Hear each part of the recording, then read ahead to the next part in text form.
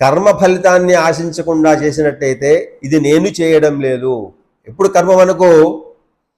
మన అకౌంట్లో పడుతుంది అంటే ఇది నేను చేస్తున్నాను, ఈ ఉద్యోగం నేను చేస్తున్నాను,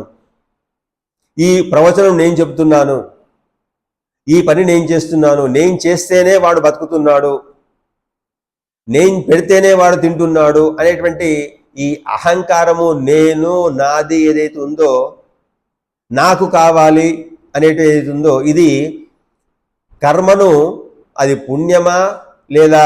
పాపమా అనేటువంటి దానికి కారణభూతం అవుతుంది. కాబట్టి ఎవరైతే నిష్కామ కర్మ చేయగలుగుతారో, ఇది నేను చేయడం లేదు, భగవత్ ప్రేరితంగా, భగవద్ అనుగ్రహంగా భగవంతుడు నాకు ఒక అవకాశం ఇచ్చాడు కాబట్టి నేను ఈ సేవ చేయగలుగుతున్నాను, ఈ పని చేయగలుగుతున్నాను, ఇతరులకు ఉపకారం చేయగలుగుతున్నాను అనేటువంటి నిరహంకారమైనటువంటి బుద్ధితో ఎవడైతే